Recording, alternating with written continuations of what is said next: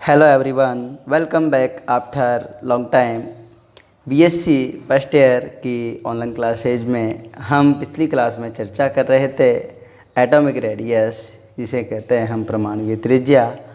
और परमाणु त्रिज्या के बाद में जो आज की क्लास है अपनी, उसमें हम पढ़ेंगे आयनिक पोटेंशियल या आयनिक विभव। लेकिन आयनिक विभव पढ़ने से पहले हम एक बार पिछली क्लास में जो स्टडी किए हैं टॉपिक, उन टॉपिक्स पर थोड़ा सा फोकस डाल लेते हैं। थोड़ी सी मैं चर्चा कर लेता हूं आप लोगों से, क्योंकि आप सभी 11th-12th में ये सब चीज़ें पढ़ के आए होंगे। फिर भी मैं आपको इनसे रूबरू करा देता हूँ, एक बार परिचय कराता हूँ। एक बार पुनः परमाणु त्रिज्या जो आपका लास्ट क्लास में टॉपिक था, उसमें अपन ने 3 प्रकार की त्रिज्याओं के बारे में चर्चा की थी, जिसमें पहली थी आपकी सहसंयोजक त्रिज्या, धात्विक त्रिज्या और वान डेर वाल्स त्रिज्या। अब इसके बाद में हमने बात की थी परमाणु त्रिज्या को प्रभावित करने वाले कारकों की। प्रभावित करने वाले कारक कौन कौन से थे आपके?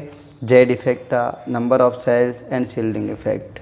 इन्हें क्या क्या कहते हैं? देखो, जेड इफेक्ट को हम प्रभावी नाभिकीय आवेश कहते हैं, कोषों की संख्या है और परिरक्षण प्रभाव है।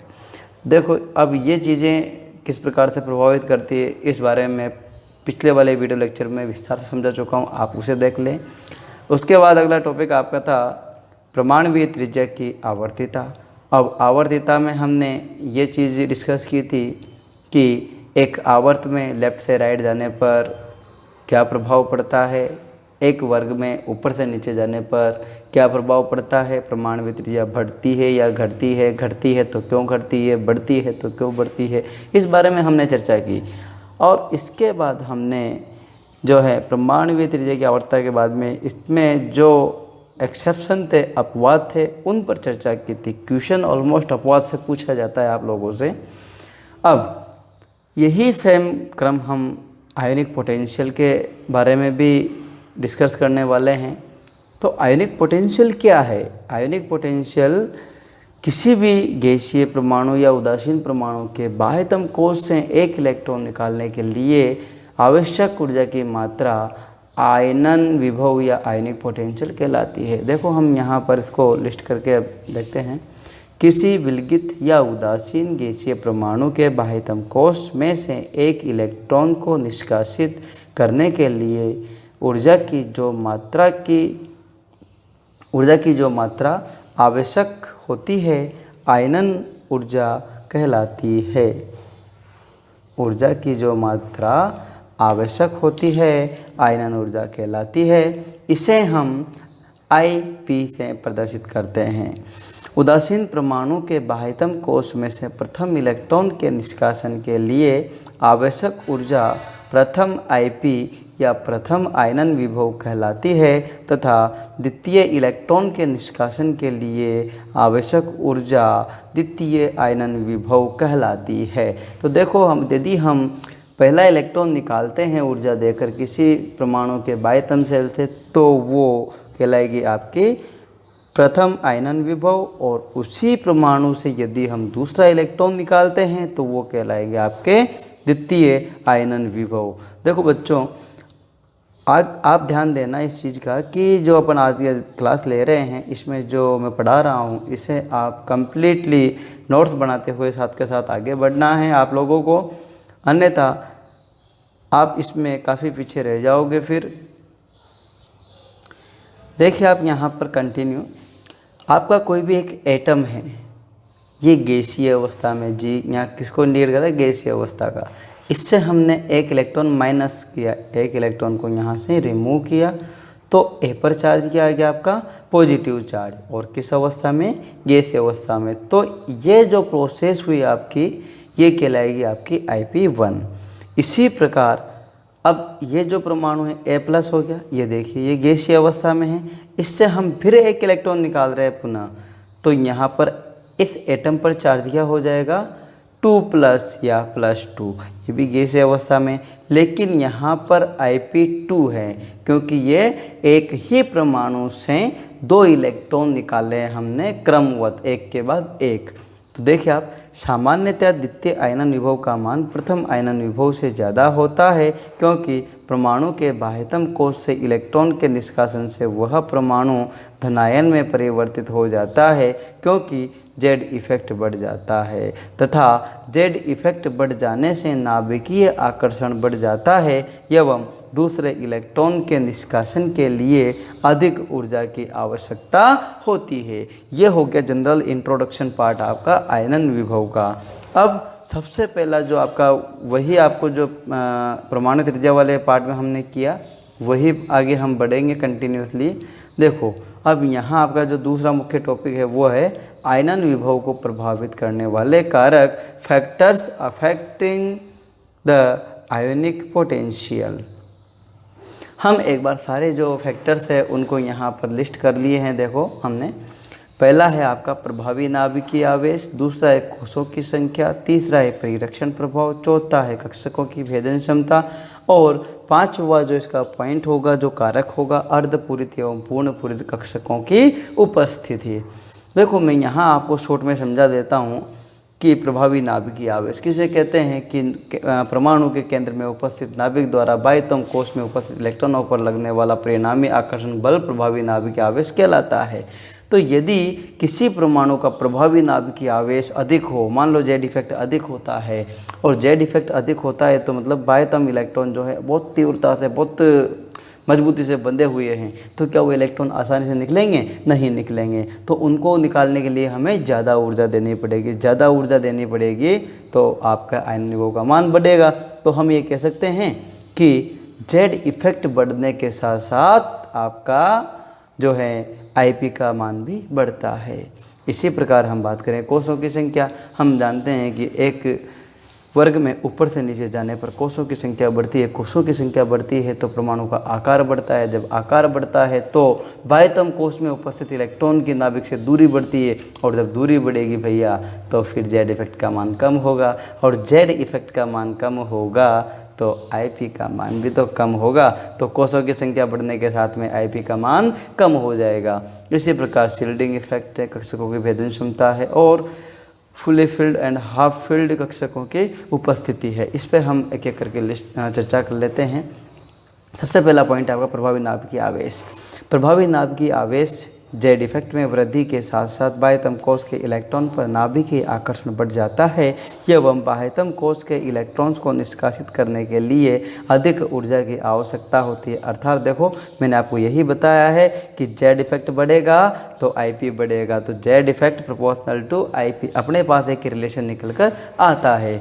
इसके बाद आपका जो सेकेंड फैक्टर है वो है आपका नंबर ऑफ सेल्स या कोषों की संख्या। ठीक है, कोषों की संख्या में वृद्धि के साथ साथ बाह्यतम कोश के इलेक्ट्रॉन्स की नाभिक से दूरी बढ़ जाती है एवं इन इलेक्ट्रॉन्स पर नाभिक का आकर्षण कम हो जाता है। अतः बाह्यतम कोश के इलेक्ट्रॉन्स को निष्कासित करने के लिए कम ऊर्जा की आवश्यकता होगी। इस कारण आईपी या आयनन विभव कोषों की संख्या के व्युत्क्रमानुपाती होता है। मैंने यही कहा है आपसे, IP inversely proportional to 1/n। ठीक है, ये रिलेशन आपका यहाँ पर निकल कर आता है व्युत्क्रमानुपाती का। तो मैंने यही कहा है कि कोषों की संख्या बढ़ेगी तो आपका आईपी का मान कम होगा और कोषों की संख्या घटेगी तो आईपी का मान बढ़ेगा। नेक्स्ट पॉइंट आपका है इसमें तीसरा जो फैक्टर है वो है परिरक्षण प्रभाव, जिसको हम सिग्मा से डिनोट करते हैं। इसे हम शील्डिंग इफेक्ट कहते हैं। ठीक है बेटा, देखो सिग्मा में वृद्धि के साथ साथ बाह्यतम कोश के इलेक्ट्रॉन्स पर नाभिकीय आकर्षण कम हो जाता है। अतः बाह्यतम कोश के इलेक्ट्रॉन्स को निष्कासित करने के लिए कम ऊर्जा की आवश्यकता होगी। अर्थात सिग्मा बढ़ेगा तो आईपी का मान कम होगा। देखो सिग्मा क्या है, सबसे पहले आपको सिग्मा समझना होगा। सिग्मा समझने के लिए मैं आपको समझाता हूँ एक चीज़ कि मैं वैसे पिछले क्लास में समझा चुका हूँ आप लोगों को इस बारे में। देखो ये आपका नाभिक है, ये आपके सेल्स हैं, इनमें आपके इलेक्ट्रॉन्स हैं। अब ये प्रत्येक इलेक्ट्रॉन इस नाभिक द्वारा आकर्षित हो रहे हैं। अब ये पॉजिटिव चार्ज आपका नाभिक पे है, इन पर नेगेटिव चार्ज है, तो ये तो आकर्षण हो गया। लेकिन इस आकर्षण के अलावा भी आपके यहाँ पर इलेक्ट्रॉन, बाह्यतम कोश के इलेक्ट्रॉन और इनर उससे n-1 में उपस्थित इलेक्ट्रॉन द्वारा आपस में प्रतिकर्षण लगता है। और ये जो प्रतिकर्षण लगता है, ये रिपल्सन प्रभाव है आपका क्या है, शील्डिंग इफेक्ट। ठीक है, ये क्या है आपका शील्डिंग इफेक्ट। तो शील्डिंग इफेक्ट जब बढ़ेगा तो इलेक्ट्रॉन बाहर की तरफ जाएंगे, और बाहर की तरफ जाएंगे जेड इफेक्ट कम होगा, और जेड इफेक्ट कम होगा तो अपना आईपी का मान भी तो कम होगा। हमने यही तो कहा है। देखिए यहाँ पर आईपी इन्वर्सली प्रोपोर्शनल टू 1/सिग्मा। इसके बाद आपका चौथा जो है फैक्टर वो है आपका कक्षकों की भेदन क्षमता। देखो, जिन कक्षकों की भेदन क्षमता अधिक होती है वह परमाणु को भेदते हुए नाभिक के निकट पहुंच जाता है। अतः कक्षक के इलेक्ट्रॉन पर नाभिक का आकर्षण बढ़ जाता है। अतः इस कक्षक से इलेक्ट्रॉन को निष्कासित करने के लिए अधिक ऊर्जा की आवश्यकता होती है। इस प्रकार भेदन क्षमता में वृद्धि से आईपी का मान बढ़ जाता है। देखो, भेदन क्षमता से मतलब है अपने पास कक्षक कितने प्रकार के होते हैं, एस, पी, डी, एफ, है ना। हम सब जानते हैं कि एस गोलाकार होता है, पी आपका डंबलाकार होता है, डी डबल डंबलाकार होता है, और एफ कॉम्प्लिकेटेड होता है, जटिल होता है। तो अब आप मुझे एक बात बताओ कि ये तो बिल्कुल गोल हैं, या यूँ कहते हैं हम ये राम हैं, ये श्याम हैं। ये राम के पास कुछ नहीं है, खाली हाथ है। ये श्याम हैं, इसने कंधे पर दोनों साइड में एक बड़ा वो टिम्बर उठा रखा है। अब उसके बाद में ये घनश्याम है, ये श्याम, ये राम, ये श्याम, ये घनश्याम। इसने 2 डंबल उठाए हुए हैं, जिसमें एक तो यूँ है, एक यूँ है। अब ये तीनों एक जगह खड़े हुए हैं और पास में 100 मीटर दूरी पे भंडारे में लड्डू वितरण हो रहे हैं। अगर मैं इन तीनों को भेजूँ तो सबसे पहले लड्डू लेके कौन आएगा, सबसे पहले एस जाएगा। क्यों? क्योंकि ये बिल्कुल फ्री है, ये छोटी सी जगह में भी घुस जाएगा। पर इसके पास एक बड़ी छड़ है, तो ये उस छड़ के जरिए मतलब घुस नहीं पाएगा। तो इसमें सिंगल डंबलाकार होता है ना अपना पी कक्षक, और द्विडंबलाकार होता है इस तरीके से, तो ये आसानी से उस भीड़ में नहीं जा पाएगा, लेकिन एस चला जाएगा। तो पेनेट्रिंग पावर सबसे ज़्यादा किसकी होगी, आपकी एस की। फिर इससे कम किसकी, पी की। फिर इससे कम किसकी, डी की। फिर सबसे कम किसकी होगी, एफ की, जो बहुत कॉम्प्लिकेटेड होता है।